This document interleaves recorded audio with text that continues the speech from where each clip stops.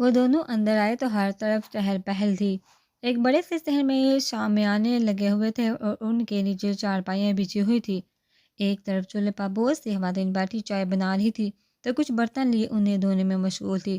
ان دونوں کے آنے سے پہلے بہت سی خواتین آ چکی تھی، جن میں زیادہ تر خواتین عمر رسیدہ تھی۔ بس ایک صفیہ خاتون ہی تھی جن کے ساتھ 9 لڑکی تھی۔ صفیہ خاتون سب سے ملنے لگی تو وہ ارد گرد کا جائزہ لینے میں مصروف ہوگی۔ اے صفیہ، تیری نوکرانی تو بڑی سونی ہے، کہاں سے ڈھونڈی ہے؟ ایک بزرگ خاتون نے منشا کو تعریفی نظروں سے دیکھتے ہوئے استفسار کیا۔ ان کی بات پر منشا کا صدمے سے منہ ہی کھل گیا۔ اس نے جھٹ سے موبائل اسکرین میں اپنا چہرہ دکھا پھر اپنے کپڑوں کا جائزہ لیا۔ آیا کہ وہ اس اینگل سے ملازمہ لاگ رہی ہے؟ اس سے پہلے وہ کچھ بولتے صفیہ خاتون جلدی سے بولی، ہے ٹھکانے پر ہو؟ خیر سے پوتی ہے میری؟ ہیں؟ تیری پوتی؟ تیری تو 3 ہی پوتیاں ہیں، یہ چوتھی کدھر سے آ گئی؟ ان خاتون کی حیرت زدہ سی اونچی آواز پہ بیک وقت بہت سے نظریں منشا کی جانب اٹھی تھی۔ صفیہ خاتون نے منشا کو دیکھا، گویا کہہ رہی ہو کہ اسی وجہ سے میں تمہیں نہیں لا رہی تھی، آپ بیٹھی جہاں۔ اس نے صفیہ خاتون کا ہاتھ تھام کر چارپائی پر بٹھایا۔ ایکچولی میں شہر میں ہوتی ہوں، پڑھائی کے سلسلے میں تو کم ہی گاؤں کا چکر لگتا ہے، سو اسی وجہ سے آپ مجھے نہیں جانتی۔ میں چودھری قادر کی بیٹی ہوں۔ منشا نے مڑ کر ان سب خواتین کی حیرت میں اضافہ کیا۔ مگر ہم نے تو سنا تھا کہ اس کی بیٹی چھوٹی عمر میں ہی فوت ہو گئی تھی۔ ایک عورت نے تھوڑی پر انگلی ٹکاتے ہوئے پوچھا۔ عموماً سنی سنائی باتوں پر یقین نہیں کرنا چاہیے۔ اب دیکھیے نا، آپ نے کچھ اور سنا، حقیقت کچھ اور ہے۔ میں تو آپ کے سامنے زندہ سلامت۔ اس نے کندھے اچکائے اور جا کر صفیہ خاتون کے پاؤں کی جانب بیٹھ گئی۔ اس لیے میں تجھے نہیں لا رہی تھی، کس کس کو کیا کیا جواب دوں گی میں؟ صفیہ خاتون نے منشا کی جانب جھکا آہستہ سے کہا، آپ کو شرمندہ ہونے کی ضرورت نہیں، آپ کی پوتیوں کو گناہ نہیں، جو چھپائیں گے۔ جہاں تک جواب دینے کی بات ہے تو آپ کو کچھ بھی کرنے کی ضرورت نہیں، مجھے لوگوں کی زبانیں بند کرنی آتی ہیں۔ ابھی منشا نے بڑی بات ہی کی تھی کہ قریب ہی رکھی چارپائی پر بیٹھی خواتین کی جانب سے ایک اونچی سی سرگوشی ابھری جو ارد گرد بیٹھی خواتین تک تو ضرور پہنچی تھی۔ ارے میں نے تو سنا ہے کہ مسرت نے اپنی بیٹی ملازمہ کو دی ہوئی تھی۔ لو اب بلا بتاؤ، یہ بھی کوئی بات ہوئی کہ اپنا خون کسی کے بھی حوالے کر دو، وہ بھی کسی ملازمہ کے جس کی نہ ذات کا پتہ اور نہ ہی نسل کا؟ منشا نے جب ان خواتین کے سرگوشی سنی تو اس کے چہرے کے تاثرات تن گئے، اور جب وہ بولی تو اس کا لہجہ سہتی لیے ہوئے تھا۔ آپ کو شاید پتہ نہیں آنٹی کہ بڑے بڑے بادشاہوں کی بیٹیاں بھی تعلیم اور تربیت کے لیے دائیوں اور ملازماؤں کے سائے تلے پلتی رہی ہیں۔ یہاں بھی کچھ ایسا ہی حساب ہوا۔ میری ماں کو لگا کہ اس کی بیٹی کو شہر جا کر پڑھنا چاہیے تو انہوں نے مجھے ملازمہ کے حوالے کر کے بھیج دیا۔ اب آپ بتائیے، آپ کو کیا مسئلہ ہے؟ کون سی چیز تنگ کر رہی ہے؟ سیدھا سیدھا مجھ سے ڈسکس کر لیں۔ ادھر ادھر سرگوشیاں کرنے کی کیا ضرورت ہے؟ منشا نے صفیہ خاتون کے جھکے سر کو دیکھ کر اپنے لہج میں مزید سختی سموتے ہوئے کہا تو وہاں پر یک لحظہ خاموشی چھا گئی۔ وہاں پر چاہے خاموشی کو دیکھ کر وہ اٹھ کر چارپائی پر صفیہ خاتون کے ساتھ ہی بیٹھ گئی اور موبائل نکال کر ماہر کو ٹیکسٹ کرنے لگی۔ اس کے بگڑتے تیور دیکھ کر دوبارہ کسی نے بھی اس کے بارے میں بات کرنے کی ہمت نہیں کی۔ وہاں بیٹھی بیک وقت بہت سی نگاہوں کا مرکز بنی ہوئی تھی۔ کسی نے اس کی چلتی زبان اور ظاہری حلیہ دیکھ کر ہوں کر کے منہ موڑ لیا تو کسی کی آنکھوں میں اس کو دیکھ کر ستائش ابھری تھی، مگر وہ ان سب سے بے نیاز ماہر کو گر رہ جانے پر چڑ رہی تھی۔ منو تو ذرا اٹھ کر دوسری چارپائی پر چلی جا، تیری دادی نے بیٹھنا ہے۔ صفیہ خاتون کی آواز پر اس نے سر اٹھایا تو انہی کی ہم عمر ایک اور بزرگ خاتون کھڑی اس کا گہری نظروں سے جائزہ لے رہی تھی۔ ہے مطلب دادا ابا نے 2 شادیاں کر رکھی تھی؟ منشا نا کے پارٹی میں مصنوعی حیرانگی سے پوچھا، اور جس نے بھی اس کی بات سنی تھی وہ بے احتیاط ہنس دیا۔ اس کی آنکھیں پھاڑ کر پوچھنے پر صفیہ خاتون بھی زیر لب مسکرا دی کہ میری بہن ہے شمیم آپا، تو اس لحاظ سے تیری دادی بھی لگی کملی نہ ہو تو؟ صفیہ خاتون نے ہلکے پھلکے انداز میں کہا تو اس کے لب زیرو شیپ میں ڈرے۔ انہیں ایک بار پھر ان کا سر تا پیر جائزہ لیا۔ چہرے مہرے سے وہ صفیہ خاتون کی ہم عمر لگ رہی تھی، مگر ان کے چہرے پر کرہتگی اور سرد مہری کا عنصر صفیہ خاتون سے بھی زیادہ تھا۔ وہ جھرجھری لیتی ہوئی اٹھ کر برابر والی چارپائی پر جا بیٹھی۔ تو یہ ہے مسرت کی بیٹی؟ سچ کہوں تو مسرت سے اتنے بڑے دھوکے اور جھوٹ کی امید نہیں تھی۔ انہوں نے منشا کو دیکھتے ہوئے کہا، میں کیا کہہ سکتی ہوں، میں تو خود ابھی تک ششدر ہوں اس کی ہمت پر۔ صفیہ خاتون نے طویل سانس لیتے ہوئے کہا، اصولاً تجھے بتانا چاہیے تھا مجھے، مگر تم نے چپ ساتھ لی، لیکن مجھے بھی کہیں نہ کہیں سے پتہ چل ہے کیا ہے، اب کیا ارادہ ہے کس بارے میں؟ صفیہ خاتون نے چونک کر پوچھا، ارے کہیں اتنی بولی تو نہ بن، تو جانتی ہے اچھے سے میں کس بارے میں بات کر رہی ہوں، یہ لڑکی میرے پوتے کی منگ تھی، اور تو اچھے سے جانتی ہے کہ ہمارے ہاں زبانی کلامی بات منگنی کی اور منگنی شادی کی حیثیت رکھتی ہے، اس لڑکی سے تو ویسے بھی میرے پوتے کا نکاح ہونے والا تھا۔ انہوں نے صفیہ خاتون کے حیرانگی سے دیکھتے ہوئے کہا۔ اس سے پہلے صفیہ خاتون کو جواب دیتی ایک لڑکی چائے لے کر آ گئے تو وہ خاموش ہو گئی۔ ان دونوں کو چائے دے کر اس نے منشا کی طرف ٹیکی تو اس نے نفی میں سا ہلا دیا۔ لے چائے، کیوں منع کری؟ صفیہ خاتون نے اس کو منع کرتے دیکھا پوچھا۔ اتنی تیز پتی میں نہیں پیتی، اس نے ناک چڑھاتے ہوئے جواب دیا۔ چل کوئی نہیں، میں اور بنوا دیتی ہوں، یہ لڑکی جا کے بچی کے لیے کم پتی والی چائے بنا لا۔ صفیہ خاتون نے پہلے منشا پھر چائے لانے والی لڑکی سے کہا تو وہ سواد میں سا ہلاتی چلی گئی۔ ان کے اس الطافات کو شمیم آپا نے بغور سے دیکھا تھا۔ صفیہ خاتون نے میری بات کا جواب نہیں دیا۔ صفیہ خاتون کو موضوع سے ہٹتے پا کر وہ دوبارہ بولی۔ صفیہ خاتون کی بے احتیاط نظریں منشا کی جانب اٹھی، جو موبائل میں سے کچھ دیکھ کر مسکرا رہی تھی۔ اسے سے ہٹ کر انہوں نے شمیم آپا کے لیے سرد مہری اور چہرے پر چھائی کرہتگی دیکھی۔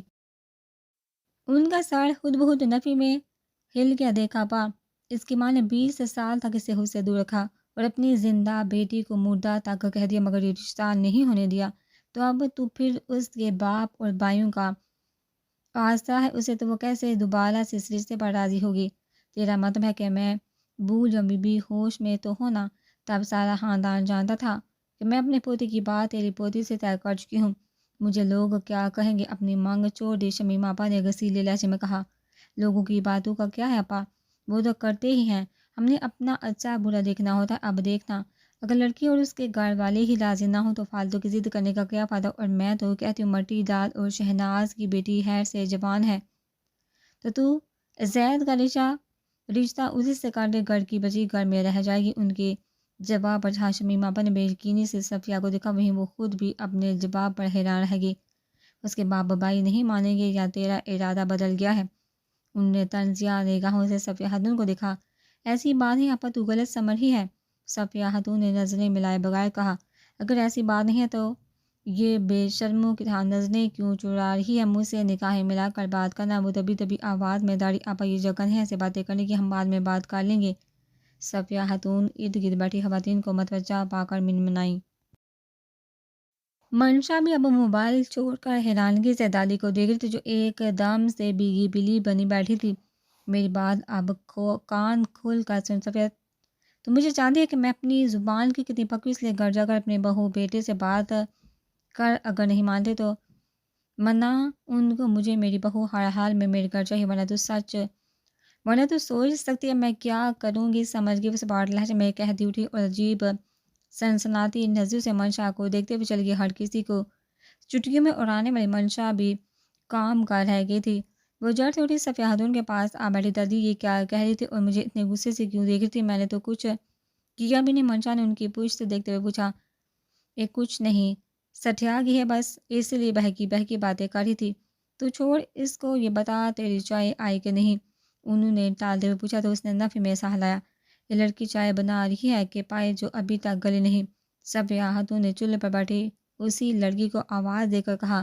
ان سے کچھ دور بیٹھی شمیم آپا نے سمجھنے والے انداز میں سر ہلایا۔ مجھے کل شمیم آپا ملی تھی، اپنی امانت واپس لینا چاہ رہی ہیں۔ صفیہ خاتون نے چودھری قادر، مسرت بیگم اور اسمند کو کمرے میں بلا کر کہا۔ کون سی امانت؟ چودھری قادر نے حیرانگی سے پوچھا۔ تیری بیٹی اس کے پوتے کی مانگ تھی، تو کیسے بھول سکتا ہے؟ صفیہ خاتون نے انہیں گورا تو مسرت بیگم کی رنگت فاق ہوئی، جس بات سے ڈر کر انہوں نے اتنا بڑا قدم اٹھایا تھا وہی بات آج 20 سال بعد بھی برقرار تھی۔ منشا کو اپنے پاس پا کر وہ اس وجہ قبول ہی کی تھی جس نے اتنے سالوں تک اسے ان سے دور رکھا تھا۔ ان کی بات سن کر جو مسرت بیگم پریشان ہوئی، وہیں قادر اور اسمند پرسکون بیٹھے تھے۔ وہ بات بہت پرانی ہے اور اگر نہ بھی ہوتی تو بھی میرے نزدیک نہ کل اس کی کوئی اہمیت ہے اور نہ آج ہے، لیے آپ صاف منع کر دیں۔ چودھری قادر نے سنجیدگی سے کہا۔ بات پرانی ہو یا نئی، بات یہ ہے کہ تمہاری بیٹی مانگ تھی ان کی اور وہ کسی صورت بھی دستبردار ہونے کو تیار نہیں۔ میں نے اپنی طرف سے کوشش کی کہ ان کو سمجھا سکوں، مگر ان کی ایک ہی رٹ ہے کہ وہ اپنی امانت ہر صورت میں لیں گی۔ صفیہ خاتون نے وضاحت کی۔ ہمیں اپنی بیٹی کا وہاں رشتہ نہیں کرنا تو نہیں کرنا، اچھی زبردستی ہے۔ چودھری قادر نے ناراضگی سے انہیں دیکھا۔ وہ دھمکی دے رہی تھی، اگر ان کی بات نہ مانی گئی تو وہ کسی بھی حد تک جا سکتی ہیں۔ آپ پلیز انہیں صاف جواب دے دیں کہ وہ ایسی کوئی امید نہ رکھیں، ہمیں اپنی بیٹی زندہ درگور نہیں کرنی اور نہ ہی ان کی فضول رسم و رواجوں کی بین چڑھانی ہے۔ ہماری ایک ہی بہن ہمیں بہت عزیز ہے، اس کے بارے میں ہم بہت پہلے فیصلہ کر چکے ہیں۔ اب اگر ان کی طرف سے کوئی ایسی بات ہو تو انہیں ہمارے پاس بھیج دیجیے گا، ہم جواب دے دیں گے، آپ کو فکر کرنے کی ضرورت نہیں ہے۔ اسفا نے خشک لہجے میں کہتا اٹھا اور زور سے دروازہ بند کرتا نکل گیا، جیسے اپنا سارا غصہ اسی دروازے پر نکالنا چاہا ہو۔ اس کے پیچھے ہی مسرت بیگم بھی نکل گئی۔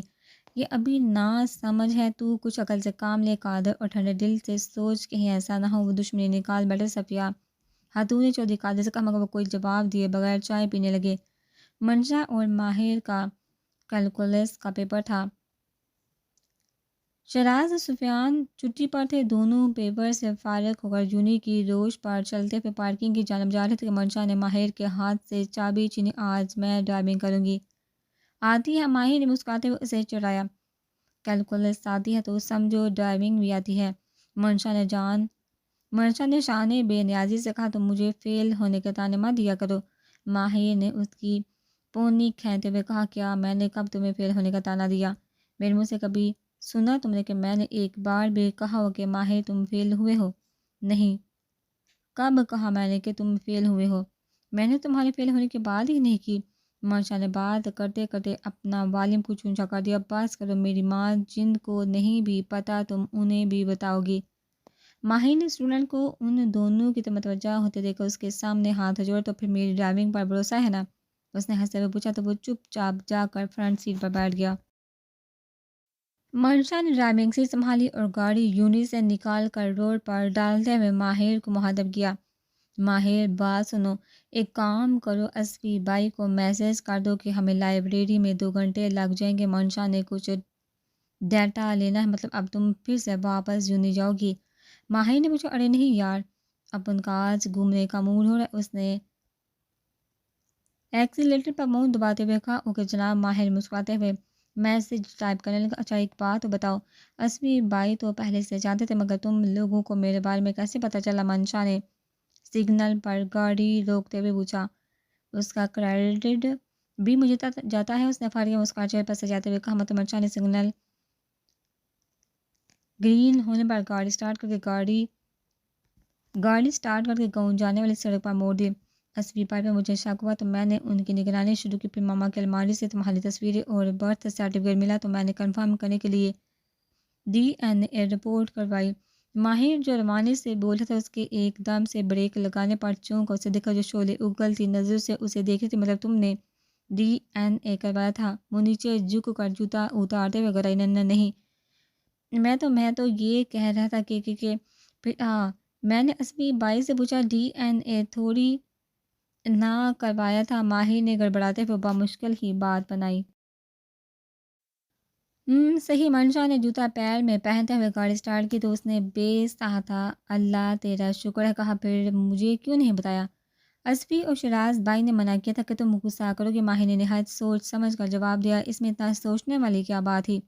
اس نے مشکوک نظروں سے اسے گھورتے ہوئے کہا، بات پر تو تم مارنے کو آتی ہو تو بس اس لیے۔ ماہر نے منہ بناتے ہوئے کہا، اوکے سوری۔ ماہر کا منہ بنتے دیکھ منشا نے جھٹ سے ایک ہاتھ سے کان پکڑے۔ Okay it's okay. ماہر نے اس کی سوری کے انداز پر مسکراہٹ دباتے فراغ دلی سے اس کا سوری قبول کیا۔ منشا کے تاثرات نارمل ہوتے دیکھ ماہر نے اسے سے پھر سوال کیا، ویسے ایک بات بتاؤ، یہ تم ڈی این اے کا سن کر اتنا غصہ کیوں کر رہی تھی؟ بےہودہ انسان ڈی این اے ان لوگوں کا کرواتے ہیں جن کی ذات مشکوک ہو، اور میں بہرحال مشکوک نہیں ہوں۔ اسے سامنے سے آتی بیل گاڑی دیکھ کر گاڑی ایک سائڈ پر کرتے ہوئے جواب دیا اور وہ محل سے سار ہلا کر رہ گیا۔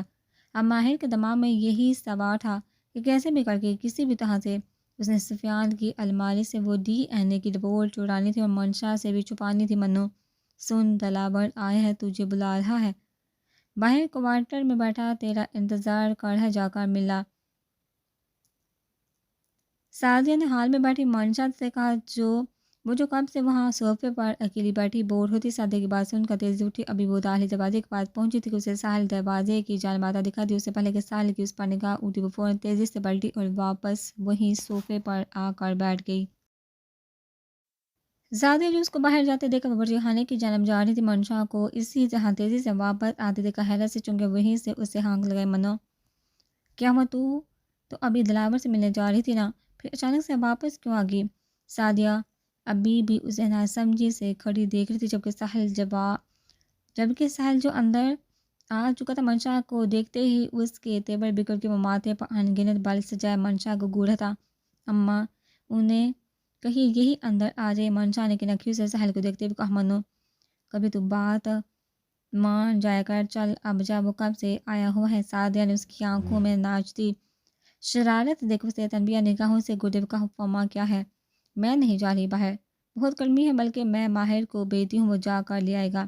اس نے کہتے ساتھ ہی ساحل کو تپانے کے لیے جان بوجھ کر ماہر کو اونچی اونچی آوازیں لگانا شروع کر دی۔ سعدیہ بیگم اس کو ڈیٹو کی طرح اپنی جگہ پر بیٹھے آوازیں لگاتے دیکھا نفی میں سالاتے ہوئے باورچی خانے میں چلی گئی۔ کچھ ہی منٹوں میں اس سے ماہر نیچے آتا دکھائی دیا۔ ساحل البتہ تیور جو ہے اسے ہی دیکھ رہا تھا، جسے وہ کمال مہارت سے نظر انداز کرتے ماہر سے بولی، ذرا کوارٹر تک جا کر بھیا کو تو بلا لو، باہر بہت گرمی اس لیے میں نہیں جا رہی۔ وہ مسکراتے ہوئے ماہر سے بولی، تمہارے بھیا کو چین نہیں پڑتا، روز یہاں ٹپکا ہوتا ہے۔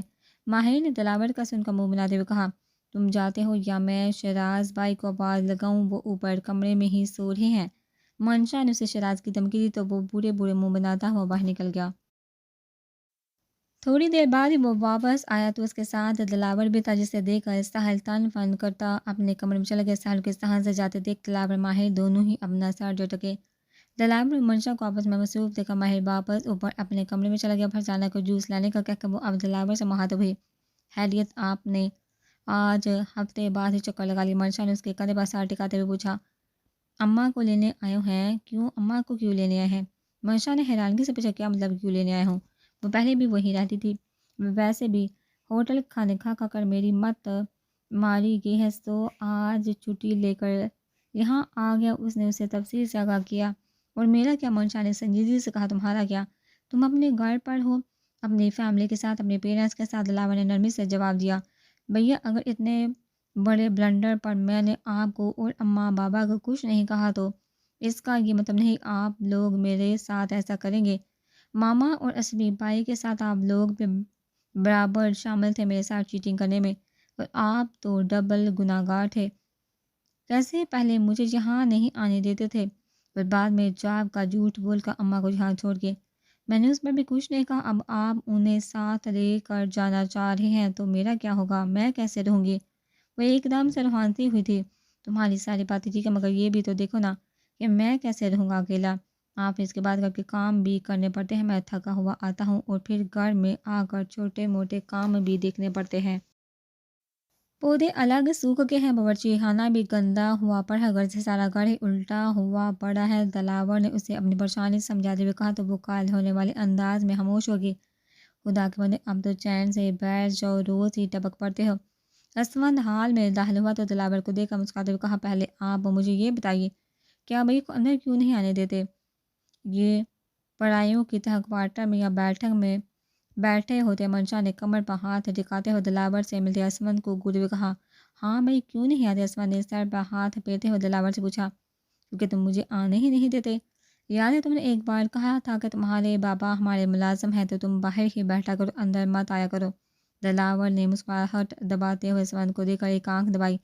اسمند کا تو صدمے کے مارے منہ ہی کھل گیا، جو منشا کی توپو کر اس کی طرف کر کے منشا کے دیکھنے پر ایک دم سے بیبا بچہ بن گیا تھا۔ وہ ابھی اسے ہی دیکھ رہا تھا کہ جب منشا کی پیچھے سے گراتی آواز سن کر اچھلا، ہاؤ ڈیئر یو، آپ کی ہمت کیسے ہو بھیا کو ملازم کہنے کی؟ میرے بھیا آپ کے ملازم ہیں؟ وہ میز پر کی چوری اٹھاتے ہوئے اس کی طرف بڑھی۔ نہیں چھوٹی، یہ مذاق ہے۔ وہ بکھلا کر پیچھے ہٹا کہ اس کا کیا بھروسہ مار ہی دے۔ کچھ کرنے سے پہلے کھاں سوتی تھی، سوچنے والا کام تو وہ بعد میں فری ہو کر سارے انجام دیتی تھی۔ مذاق نہیں کر رہے ہیں، میں جانتی ہوں آپ سب ایک ہی جیسا سوتے ہیں، مجھے لگا تھا میرے بھیا مختلف ہوں گے، مگر بھول گئی تھی کہ ہوں تو ایک ہی ہے۔ وہ رکے بغیر بولی، ابے گدے، میں نے تجھے کب منع کیا، بلکہ حیدر تو تجھے کھینچ کھانچ کر اپنے گھر لے کر جاتا ہے۔ اب کھڑے ہو کر میری شکل کیا دیکھ رہا ہے، روک اسے۔ عصمت نے دلاور کو ہاتھ کا مکہ دکھانے کے ساتھ ساتھ دہائی بھی دی، چلو گڑیا چھوڑ دو اسے، دفع کرو، اس کے کہنے سے میں کون سا ملازم بن جاؤں گا، مجھے ملازم کہتے ہیں، خود بڑے جرنل لگے ہوئے ہیں۔ دلاور نے اس کے ہاتھ سے چھری لے کر رکھتے ہوئے پچکارا، آج کے بعد آپ باہر نہیں بڑھیں گے، سیدھا یہاں آئیں گے ورنہ میں بھی چلی جاؤں گی یہاں سے۔ جہاں میرے بھیا کی زیادہ ہم وہاں بلا میں کیوں رہنے لگی، ویسے بھی یہاں کسی کا پردہ ہے، 3 لڑکیاں ہیں، ان بیچاریوں کو بھی ان لوگوں نے کونے میں لگایا ہوا ہے۔ منشا نے عصمت کو تنزیہ نگاہوں سے دیکھتے ہوئے کہا کہ بابا اب جاؤ اور اماں سے کہو کہ سامان پیک ہو گیا ہو تو آ جائیے، میں لیٹ ہو رہا ہوں۔ دلاور نے اسے موضوع سے ہٹانا چاہا۔ کیا مطلب، تو چچی کو لے کر جا رہے ہیں؟ یار چھوٹی کیسے رہے گی ان کے بغیر، کہاں عادت ہے سے ان کے بغیر رہنے کی۔ عصمت نے دل جلانے والی مسکراہٹ اس کی طرف اچھالتے ہوئے کہا۔ دلاور نے بے یقینی سے اسے دیکھا، جواب میں اس نے بھی دلاور والے سٹائل میں ہی آنکھ دبائی۔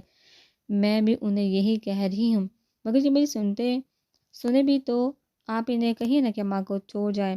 منشا جٹ سے عصمت کے پاس بیٹھ کر اس کا بازو تھام کر بولی، ہاں یار اب دیکھنا، پہلے تو چچی کو جھوٹ بول کر چھوڑ گیا اور اب لے کر جا رہے ہیں، بھلا یہ کیا بات ہوئی، جب چاہے چھوڑ گیا جب چاہے لے گیا، تیری زندگی میں میری بہن کی امپورٹنس ہے یا نہیں؟ عصمت نے منشا کا سر اپنے کندھے پر رکھتے ہوئے غصے سے دلاور سے کہا۔